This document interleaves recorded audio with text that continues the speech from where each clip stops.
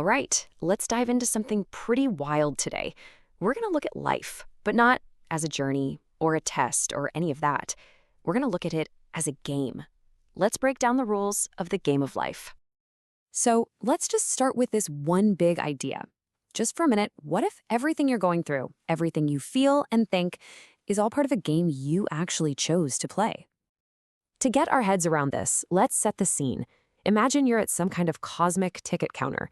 You walk right up, and the destination sign reads Earth. You're there to get your ticket to play. And this brings us to our first section, actually getting that ticket. This is where you learn the most fundamental, most important rule of the entire experience. The ticket seller leans in and tells you this one thing. And this is the absolute core of the whole setup. It's not just some minor rule, it's the central mechanic. The moment you start playing, you completely forget that you're a player. So you have to understand, this forgetting isn't a bug in the system. It's a feature. It's the whole point.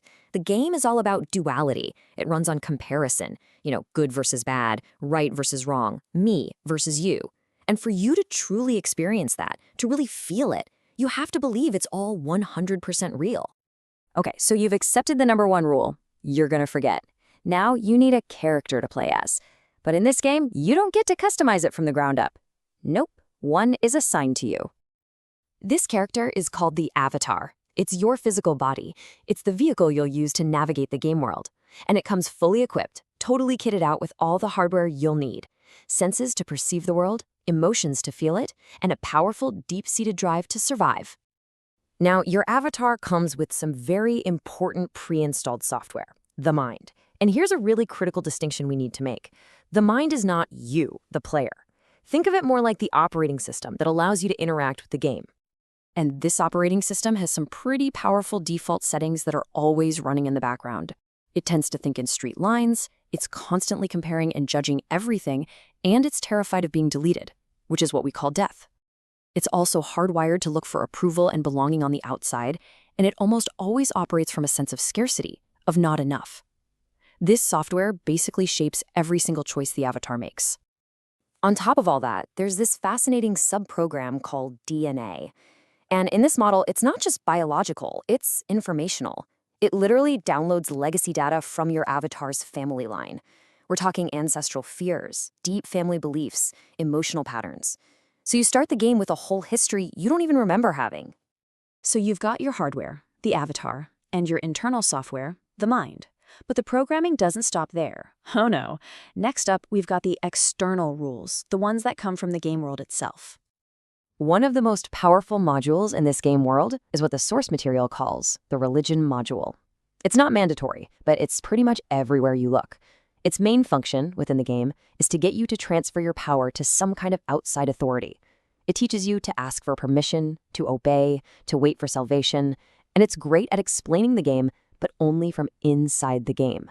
It analyzes all the effects, but it never ever points to the root cause, that it's a game to begin with. All of this funnels most avatars into a kind of main quest, or what you could call the standard life script. You're born, you learn the rules, you go to school, you learn how to compete for approval. You become an adult, and you follow the expected path of career and family. And then the avatar gets old and stops working. This is presented as the only path, the only way to play. But what if that standard script isn't the point at all? What if there's a different objective? This brings us to probably the most important question of all. What is the actual point of the game of life? I mean, after hearing all this, the forgetting, the programming, the social pressure, this is the natural question, right? With the whole system seemingly stacked against you, how could anyone possibly win? And here is the big twist. The goal isn't to rack up points or beat some final boss. You don't win the game. You simply remember. You remember that you're playing. Remember what exactly? You remember this one critical distinction. You are not the avatar. You are not the body. You are not the mind. You are not the character with its dramatic story. You are the player. You're the consciousness that chose to have this experience, the one who bought the ticket in the first place. This table breaks down the two possible outcomes pretty clearly. If you go through the whole game completely lost in your avatar, then when the body dies, the system just reboots. You, the player, you get a new avatar, a new life, but with the same old programs and the same memory wipe. But if you remember who you are while you're still in the game, everything changes. The game doesn't just stop, it continues, but it no longer has power over you. You're free to play consciously. Which brings us right back to where we started, standing at that ticket counter. Now that you know the rules, the programming, and the true objective, the final choice is yours. So here are the final terms and conditions. Your destination is Earth, the game's mode is duality, the level is set to fully immersive, and yes, your memory will be blocked. Oh, and by the way, no refunds and absolutely no guarantees. The ticket seller looks at you, holding out the ticket. You know everything you need to know. The question is simple. Do you still want to play? And here's the final reveal. According to this way of looking at things, you already bought the ticket. You're here. You're in the game, playing right now. So the only real question left is, what will you choose to remember today?